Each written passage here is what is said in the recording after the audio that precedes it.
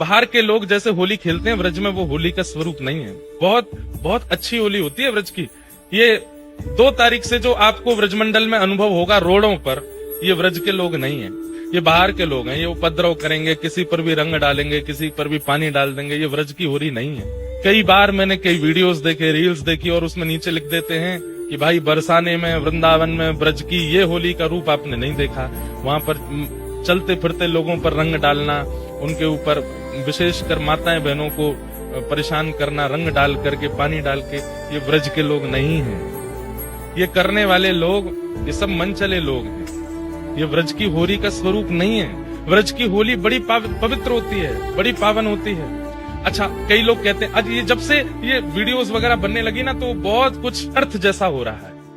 अब ब्रज में गाली का प्रचलन है, गारी गाते ही हैं। वहां पर गारी गबती है बरसाने नंदगाम में, अब लोग उसकी वीडियो बना बना के डालते हैं, और फिर नीचे देखो लोगों के कमेंट बरसते हैं कि देखो भगवान के नाम पर लूट रहे हैं लोग, खुद गाली गा रहे हैं। अरे वो गारी नियम है, गबती है। ठाकुर जी के सामने गाते हैं बैठ के गारी, ठाकुर जी को गारी देते हैं। उसका रूप स्वरूप कुछ और है, पर ये जैसे जैसे दिन बढ़ते जा रहे हैं, तैसे तैसे लोग उसका गलत अर्थ निकाल करके धर्म को ह्रास, धाम को ह्रास, धाम के उत्सवों को ह्रास करते जा रहे हैं।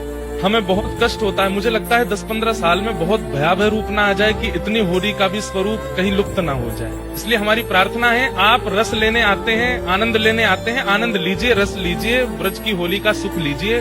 पर अनधिकारी लोग बैठे हैं दुनिया में, उसको प्रचलित करके व्यूज और कमेंट्स कमाने के लिए वीडियोस मत बना के डाला कीजिए। पूरी बात मानिए हमारी, कुछ चीजें गुप्त रहने दीजिए। वो इतने प्रकाश की नहीं, मानने वाला कोई नहीं है, लेकिन फिर भी हम बता रहे हैं।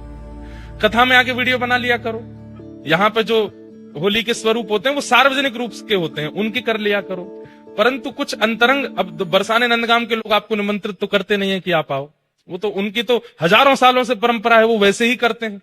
अब आप जाकर के वहां पर उस रूप को जब प्रदर्शित कर देते हैं, तो फिर उसका फिर गलत मैसेज जाता है सब जगह। हमारी भावना, हमारी प्रार्थना है, थोड़ा उसको गुप्त रहने दो।